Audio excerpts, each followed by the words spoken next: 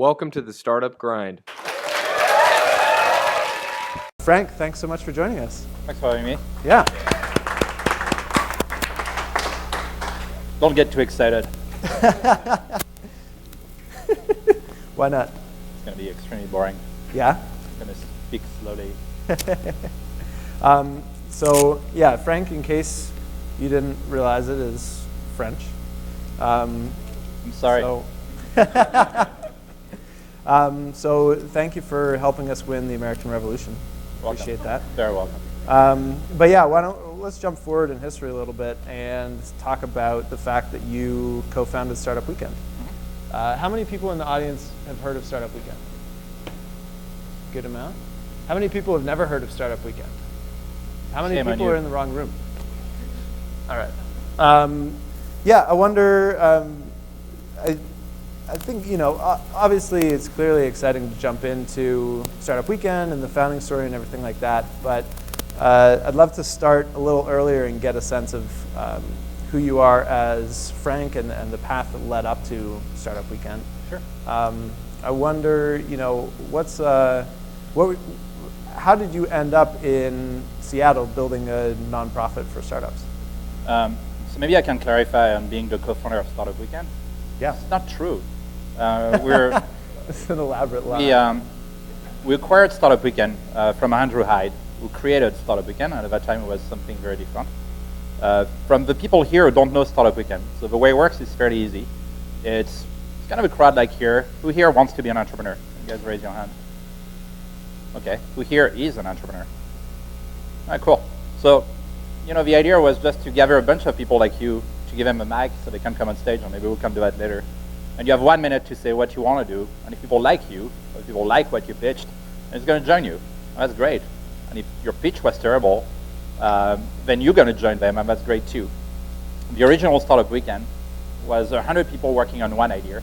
It's kind of fairly complicated. You have to imagine 100 people fighting over equity after a weekend. But that's what Andrew started, and then it naturally became like a Startup Weekend. My two co-founders bought it. Actually, I joined them at that time. We bought it from Andrew. So Andrew is technically the founder of Startup Weekend, the LLC. We refunded it, and that's what I'm the co-founder of, which is a nonprofit. And then I will expand on that. We just recently been acquired. We sold it to Techstars, and that's another chapter. Why I ended up in Seattle, I have no idea. It was purely serendipitous. I wanted to do a business. I did a world trip for a year. The United States were in the middle of the worst economic crisis of the past 10 years, and I was like, I want to be there. I want to be here when it's terrible. And there's this quote I love by Napoleon, I'm sorry, it's in English, but it says, geography is destiny. And I thought San Francisco would be a great place, so I went to San Francisco and I thought something good would happen.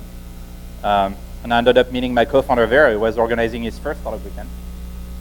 I attended the first Startup Weekend there, and I was like, that's cool, like maybe I can help to develop that in France, which I did. And then I met my second co-founder in France, and we just became friends. And then one day we all look at each other and we're like, we're a bunch of idiots. We all love to help entrepreneurs. We all work. I was working on another startup in that field too. So we'll look at each other and we say, we should just work together. And at which point the money I put for my startup, I put it in Startup Weekend as a donation, so we can start to really buy it. Because at that time we pretended we bought it, we just didn't have the money. And Andrew was nice enough to trust us with that. So then I moved to Seattle because my co-founder was there. But anyway, so it's Seattle wasn't like I moved in Seattle and we did Startup Weekend. It was more purely serendipitous. Well, was this your first time starting a company? Nope. Okay. I did another bunch of them, I guess, in France. One of them was fascinated by crowdfunding. I don't know who here is a programmer. I don't know if anyone's a developer. Are you a developer? Can you raise your hand? Okay, not a lot. You guys know open source. Like there was something I love about open source, which was this notion of crowdfunding, which came years ago. A company named Blender was acquired, and that inspired me. And I thought with a friend we could acquire a company by doing the first customer buyout. So we took a company that went bankrupt, and we asked the community to save it. And the community did. We raised, I think, $200K in a week of pledge. And then we went to actually pursue that. And France said they wouldn't let us. law, they're like, we don't know what it is, who are you, entrepreneurs, startups, crowdfund what? And so that added to my frustration. So that's when I ended up like leaving for the United States.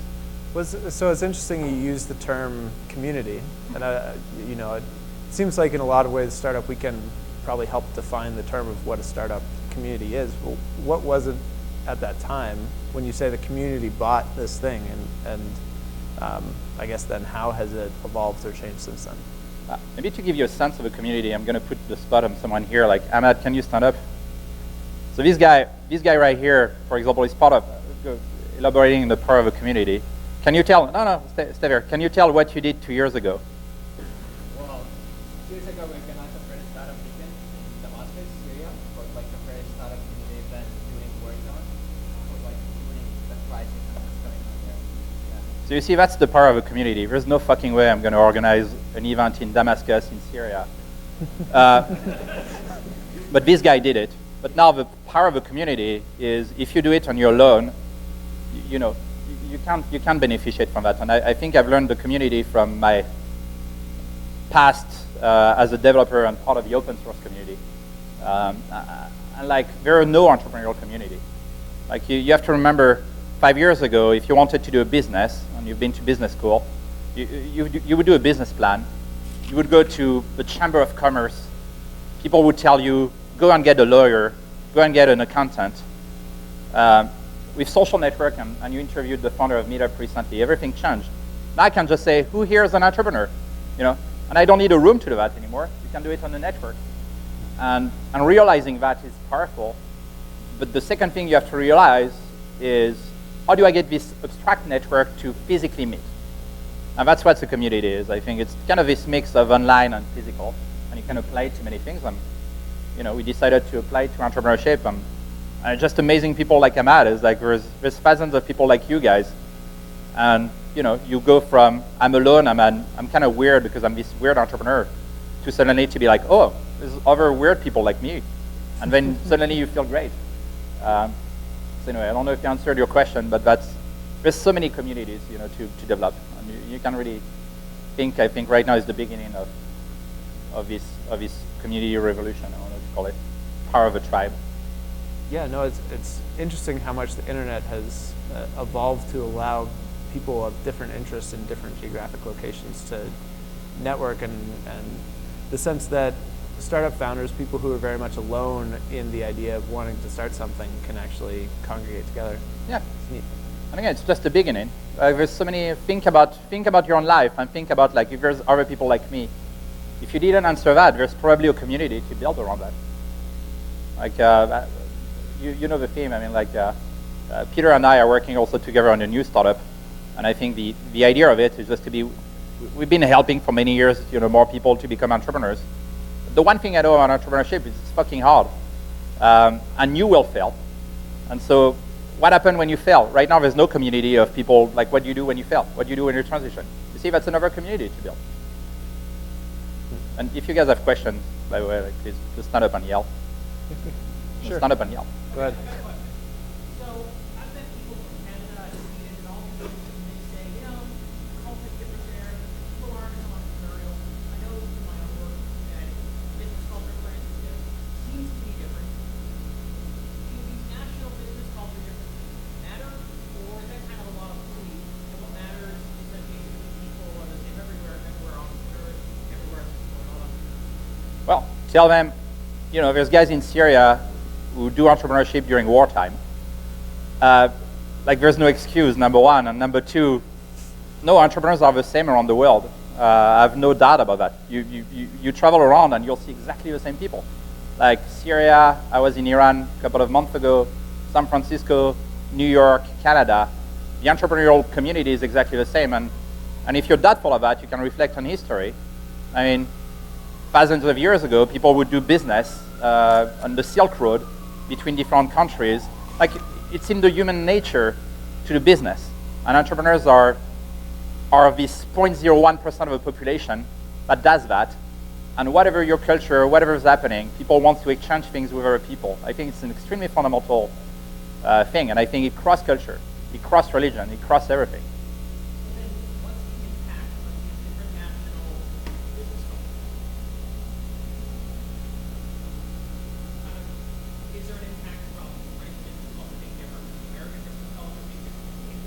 No, again, there's no different business culture. It's universal. It's the market. You buy something, you sell something. There's rules. The rules are, the impact of these rules is to make things slower or faster. And I think that's why I came to America. I mean, it's kind of a land of opportunities still. It's, if you try to do business in North Korea, if you're an entrepreneur, it's going to be harder. So that's the impact of it, but it doesn't change the individual. So if we can go back a little bit to the moment You have to ask where him. Yeah. we can go back to the sort of the refounding of Startup Weekend. Yeah. Why did you choose to make it a nonprofit? So the for-profit had a weakness, which wouldn't apply today. But the weakness was people, you would come to someone and say, hey, would you like to organize a Startup Weekend? Startup Grind would be, would have had the same issue at that time. And people say, yeah, sure. I'm like, cool. Like, how does it work? And be like, oh, you gather, you do all this work, and then you send us money.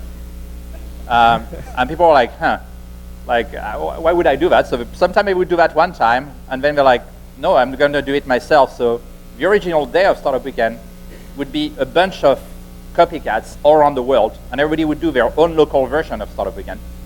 As soon as we said, you know what, we're a non-profit, so people are like, oh, so you're not getting rich doing it? Like, no. I'm like, okay, I trust you. And then the result of that was the community. So it was a business model choice. It's like, we didn't wake up in the morning thinking like, oh, we're just going to make it a non-profit. It was just very natural. That was the only way we could achieve our mission of building this community.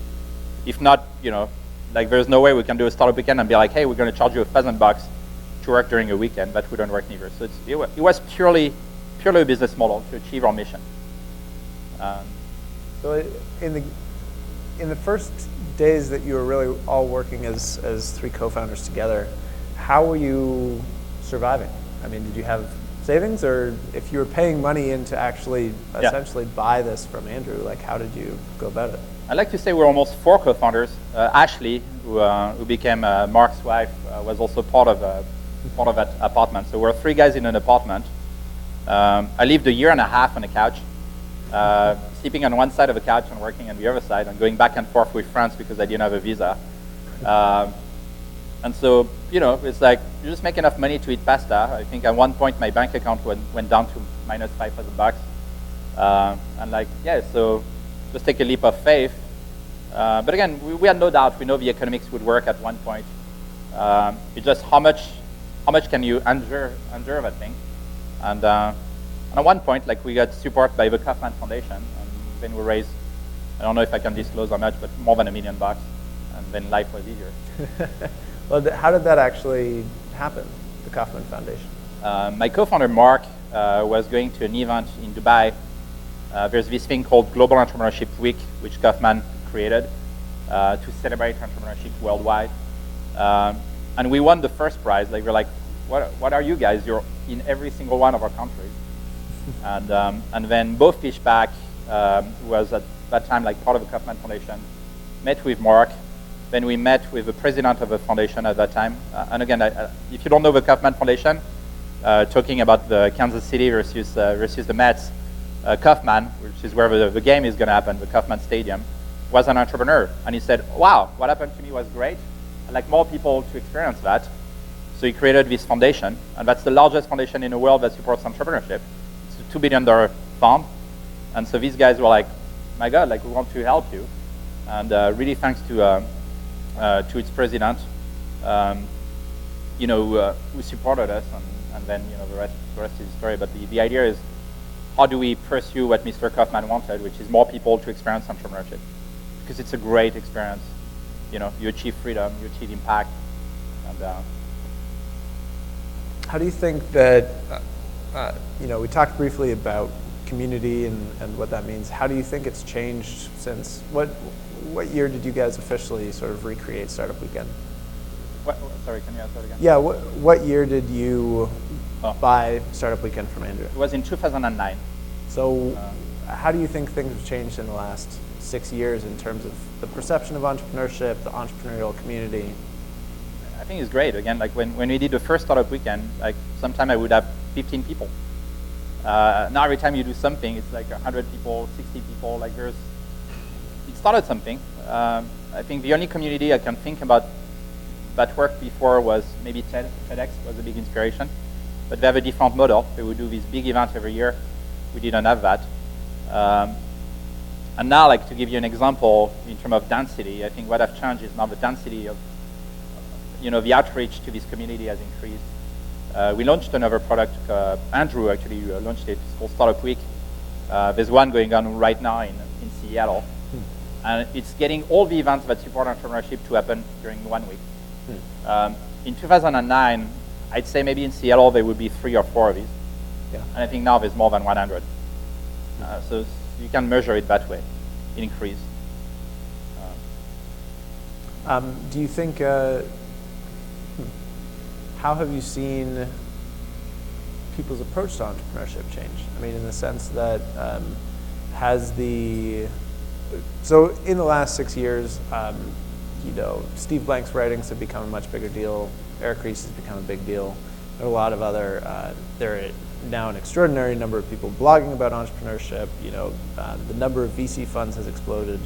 Do you think that there's a fundamental change in how people actually approach starting a new company? Yeah, I think we're in a bubble. I think there's the illusion of easiness because a lot of capital is flowing. Startup Weekend was never a attempt to say, like, let's build more multi-million-dollar companies. It's a side effect of it. We have great stories, great success stories, I think. Again, to give you an example of how big Startup Weekend is, we're in more countries than Starbucks. We're in 150 countries. Going back to why a nonprofit, we operate, I think, I don't know what's the last number, but 8,000 volunteers. So it's like a multi-billion-dollar structure that was working on a nonprofit level. But the mission of all these people is just to expose more people to entrepreneurship. I think the trend now is to say, here's the 3 easy ways to become an entrepreneur. Here's the entrepreneurial methodology. And that has changed, but but the basics of it will not change. Like 20 years from now, you're not going to go back to a chamber of commerce to do a business. You're still going to rely on the community. The density will still be there. So I think these things kind of come and go, and that's okay. But like, be careful, about what you read, and it's easy to talk about success and to say, hey, that's what you should be doing.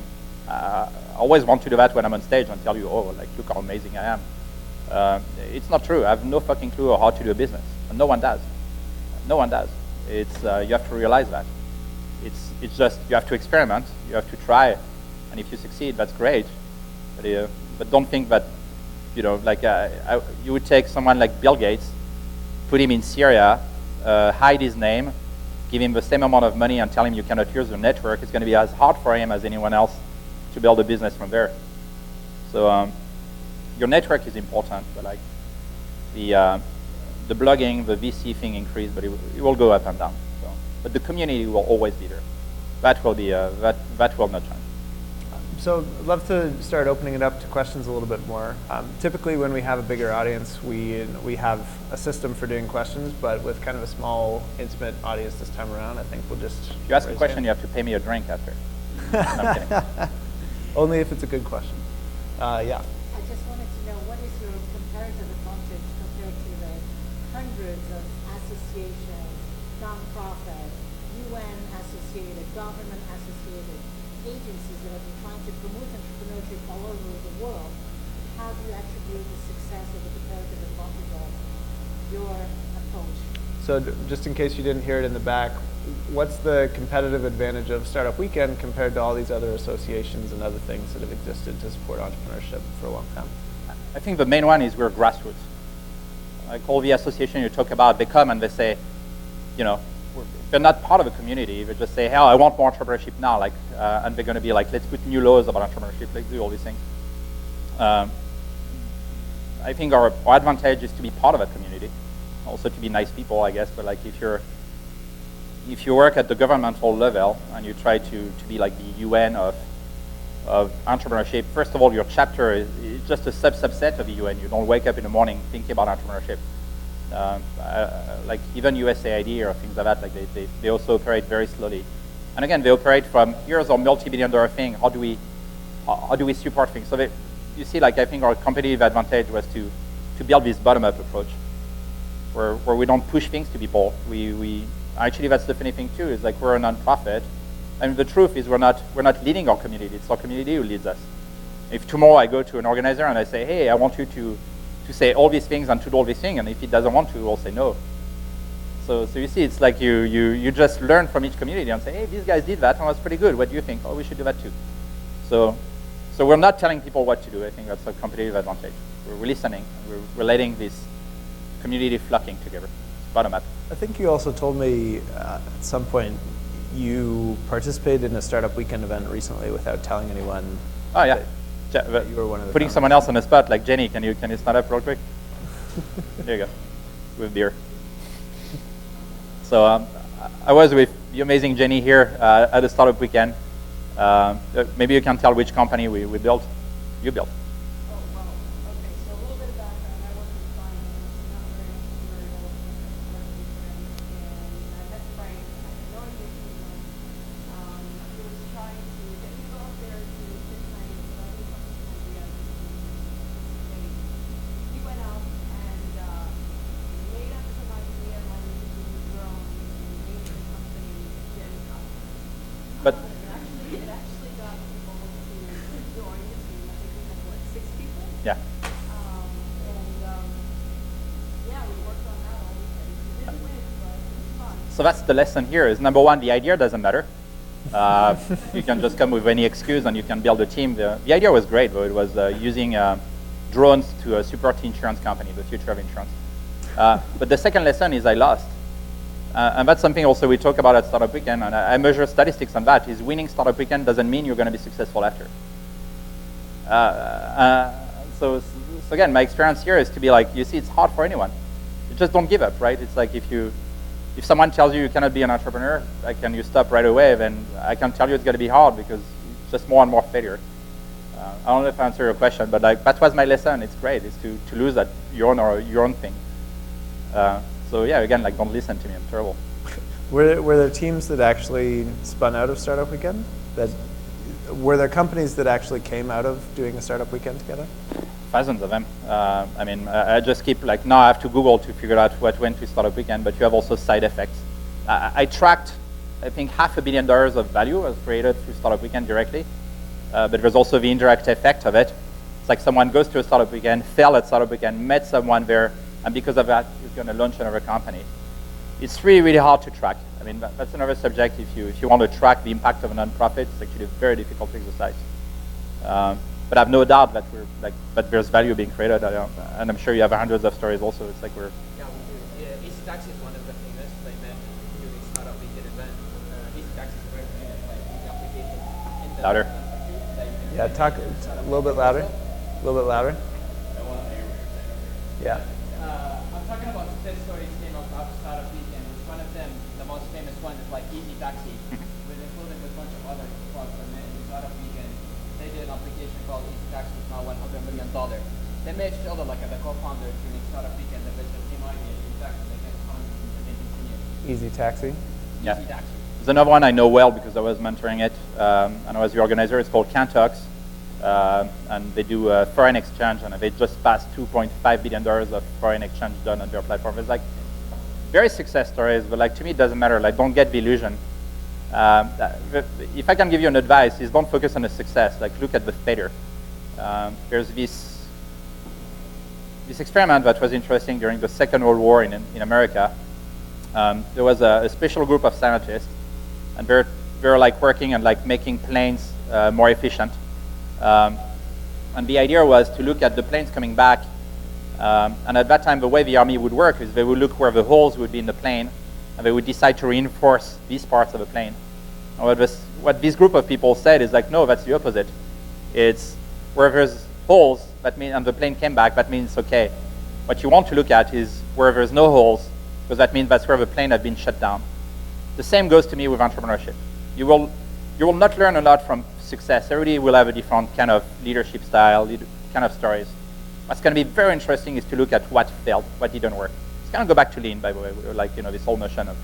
But again, like I think like hopefully like there's going to be a community of, and it's hard to come on stage and say, let me tell you what's terrible and what I didn't do right. But I think Startup Weekend has also a lot of failure stories. But again, if you fail after a weekend, it's no big deal. It's great. If you fail after a week, it's great. So Like again, go there and fail. It's that would be to me the greater outcome of Startup Weekend is millions of failure. You know, instead of millions of delusional people like betting their house on launching a business. Give us an example of a failure. Mine, just doing like 2 days and being like, oh, no one likes the drone thing. That could be one.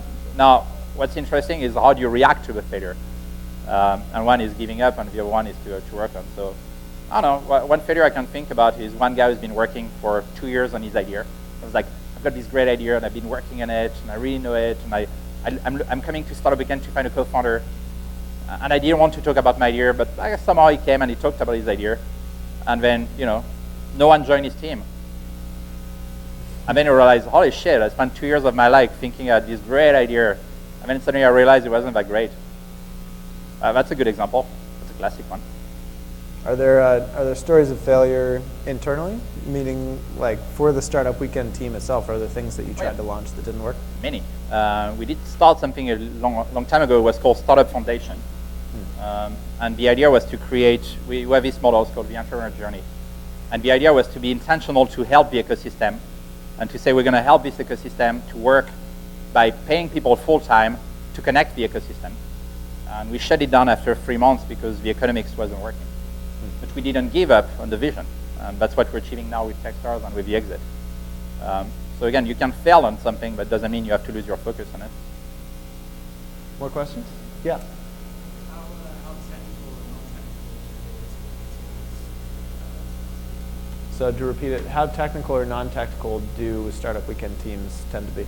I think they're getting less and less technical. That's something we need to address. The idea of Startup Weekend was just to say, let's not focus only on the technique, but let's focus on building a business. So the ideal team would be a third designer, a third developers, and a third bullshitters. But I think right now it's like, and that's part of a bubble, like we're just kind of mirror of this thing, is right now I think there's less and less technical people. But even if you're an engineer, like, there's like good people, there's like bad people, like it's kind of evolving with time, but I think right now they're going to put a bigger emphasis towards like designers, developers. We need more makers.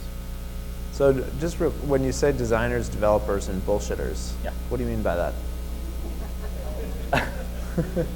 I don't know, there's a quote I kind of invented based on a talk by the founder of Blackstone. And we raised money from Blackstone a while ago. I don't know if you're familiar with Blackstone, it's gigantic. Fund here, so I think it's the biggest one. I don't know how many billions of dollars it is. So the guy is pretty successful, and he comes on stage and he says, like, congratulations, you guys bullshitted me. And then he said, I used to bullshit people too a long time ago, and I was like, that's interesting. But then he said, never forget to deliver on bullshit. And to me, that's what an entrepreneur is. An entrepreneur is a great bullshitter that delivers on bullshit. VCs are even a greater version of that. If you really think about it, like, I don't know if you guys know as any VC or if anyone's a VC here, but I mean, think about it. Like, if I raise money, I'm going to come to a VC and say, oh, come on, like, it's going to be great, it's going to be amazing. Look at my early traction. Like, the VC would say, I want to know more. Like, look, show me your numbers. But I mean, it's bullshit. He knows it's bullshit. It just likes you and going to bet on you. The VC is better bullshitter. He's going to come to private equity firms and say, hey, give me 120 million. Why? Why not? But you see, that's what business is. It's kind of a favor. It's like, of course it's hard. Of course you're not sure. But I mean, if yourself are not convinced that what you do is going to be right, no one will. I've got plenty of quotes like that. Another quote I love was the favorite quote of P.T. Barnum, who invented like the circus. Great entrepreneur, great bullshitter too. His favorite quote was from Davy Crockett. It's another version of it. And the quote says, remember this when I am dead. Be sure you're right. Then go ahead. Which is at least you have to be right about your bullshit before you bullshit everyone else. So again, like that's what I mean by bullshitters. I think it's very important. You need these people in your team as much as a developer. Steve Jobs, great bullshitter. Sorry.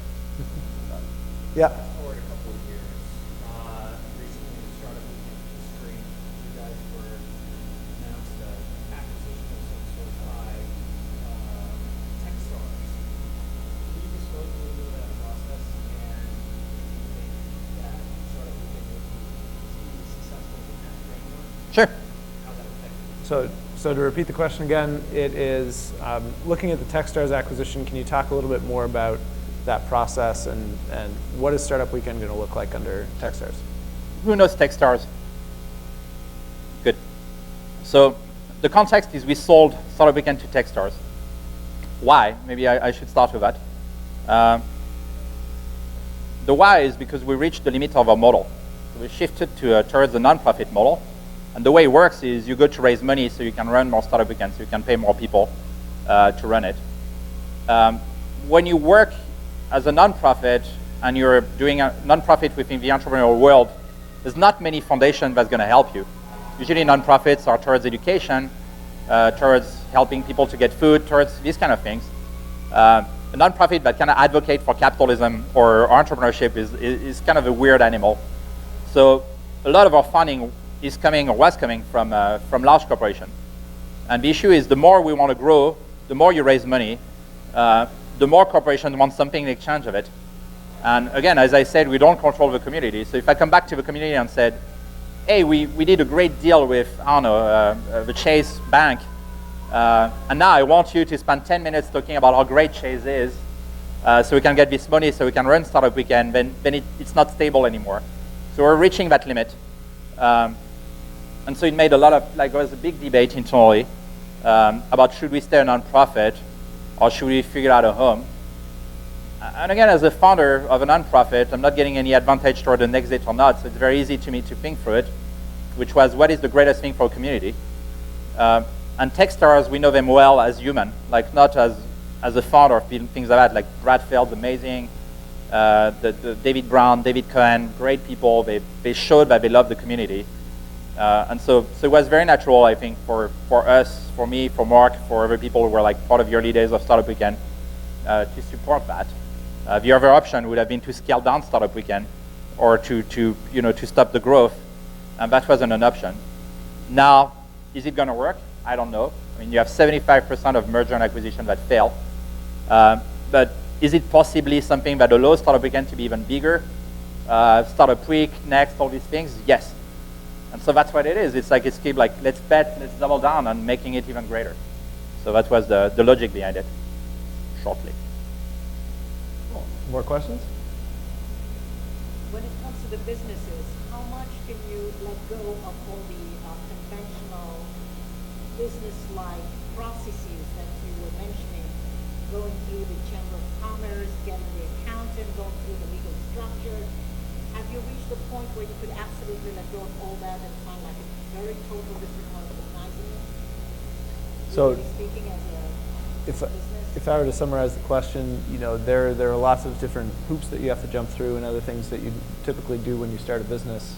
Have we gotten to the point where you can put a lot of those aside and just sort of test a pure idea before you do all these other things? Who here has been to a Chamber of Commerce?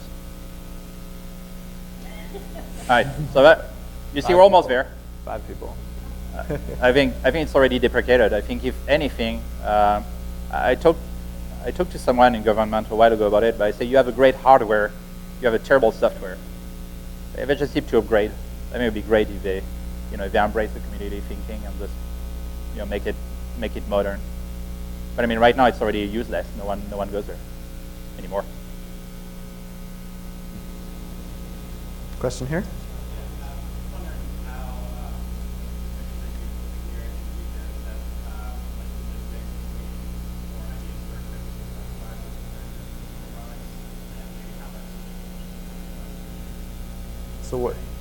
So what's the mix of consumer products developed at Startup Weekend to enterprise products developed at Startup Weekend? Mainly consumers, but I think enterprise is difficult, but I would bet there's going to be more and more enterprise business being built. But I mean, right now it's clearly consumer. We saw the evolution. At first it was website, then a lot of mobile apps. And now we start to see some more and more electronics, more and more makers.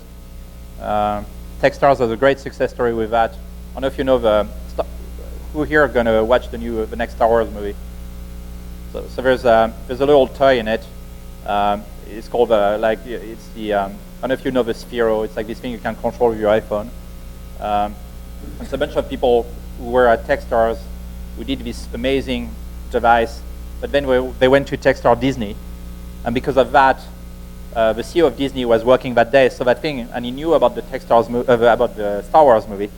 And then as a result, you will see in the next Star Wars, there's this new robot that is made out of sphere. So there's more and more things to build in the interaction of the startup world and the corporate world, and I would bet on that. I think we're going to see more and more of it. Great. Yeah, another question here.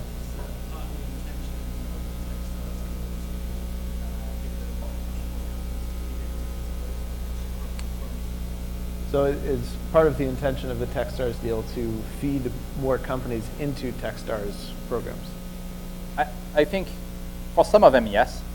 I mean, Startup Weekend from a VC perspective is a terrible deal flow. It's like the sewer of deal flows because it's too early. But if people like look, to join something, Techstars is an option. But like we discuss that a lot, and again, it's based on trust.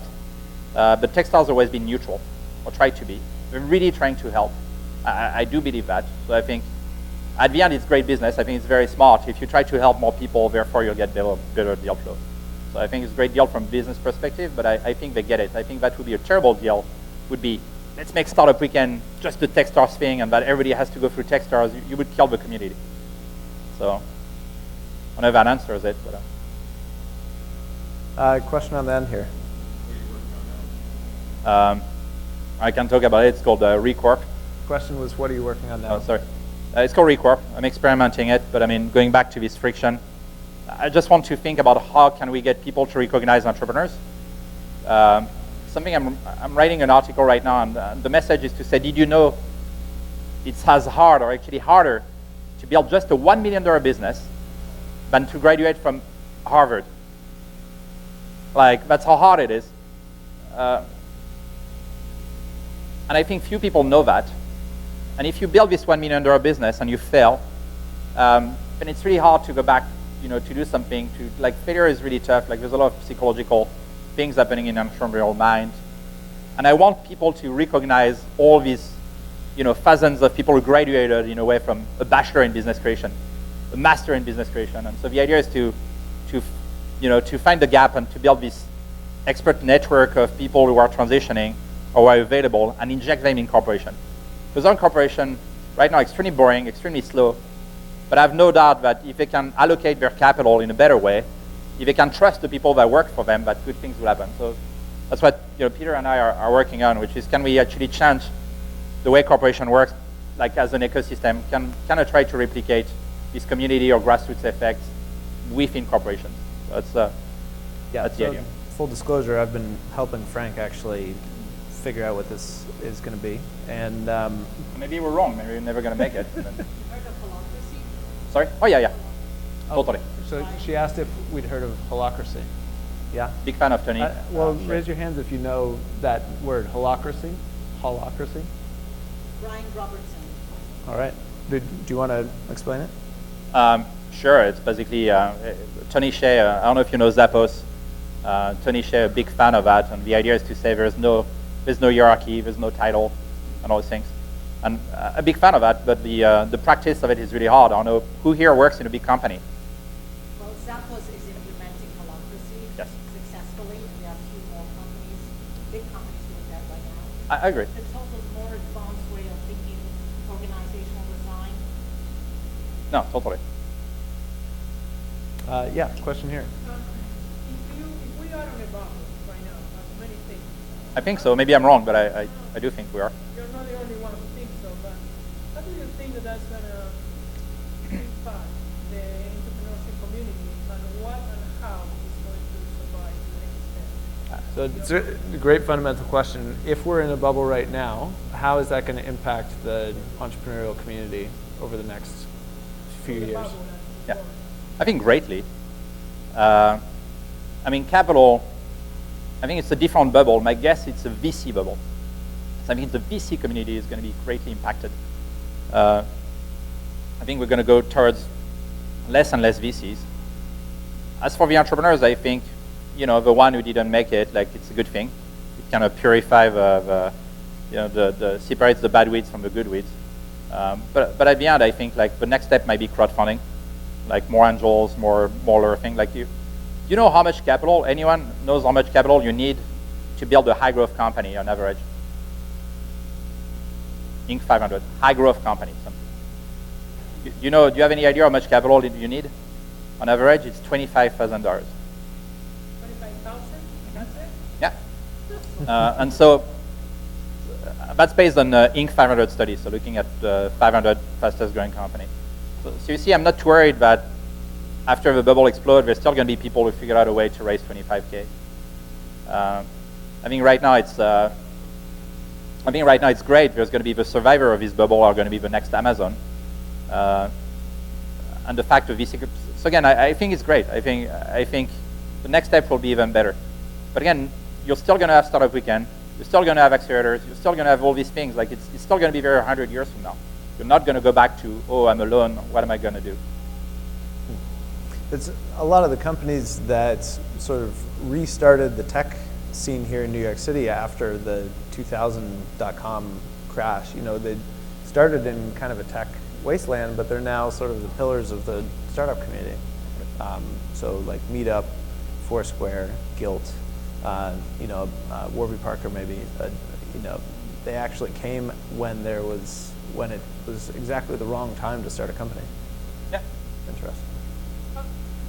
Yeah, right here. Why do you think it's better to focus on bootstrapping and then focusing on revenue, or focusing on growth and then raise money from VCs for it and whatnot? Do you play chess? I do. So, sorry, it's another example, but there's 10 to the power of 123 game of chess. It's 2 players, it's a bunch of moves. And entrepreneurship, the way I see it, is 7 billion people playing against each other, trying to sell things to each other. It's a fair assumption if you agree that chess is simpler than entrepreneurship. Would you agree with that? Now, would you ask me a question? Would be like, hey, what's the best opening? You see, my point is, I don't know, and it depends. But there is no rules. Like there's no such thing as the chess methodology, how to win all your chess games. And so your question is like, I don't know, but what can you take is my question. So the thinking is, how much can you take as a minimum on a monthly basis? How much pasta can you eat? You know, and if you can go low enough to bootstrap yourself, do that. Because if you raise capital, then you dilute yourself. It's not a good deal. Now, if you cannot eat enough pasta, or if you're building a biotech company and you need a lot of capital, then raise capital. You see, it depends. And I don't know. But whatever your brain thinks is best, like just go and try it. But I would recommend, like, I think, be careful that if you raise money, you will most likely fail. As soon as you do that, you will fail most likely. Because you enter a race of the people who put money in you want liquidity back. So they want either an exit or an IPO. And you have 6 chances out of 1 million to do that from an idea level. So as soon as you take money, you have to understand your odds are really low. But then if you think your odds are good, which every entrepreneur would think, then go for it. Well, so I'm not looking for any predictions here, but I usually like to wrap up each interview with just getting to know your thoughts on, what do you think is going to happen, let's say, by the end of 2016? What do you see sort of near future progress? Twitter will crack. There's going to be something like that, I don't know. It's hard, I think, also 3D. I think virtual reality will become more and more real. I think by the end of 2016, they're going to launch Oculus Rift to the main market, and I think people will start to see all the opportunities you can build with these new platforms. Makers increasing, and I think I don't know, maybe the beginning of an emergence in Asia. I think Asia is going to start to take off again. Malaysia, China, Hong Kong. Like there's going to be more and more giants coming from there. My guess. Awesome. Cool. Well, Franck, thank you so much for spending an hour with us. We really appreciate it. Thank you, guys. Are you able to stick around a bit more? Yeah, sure. Great. Yeah, So, great.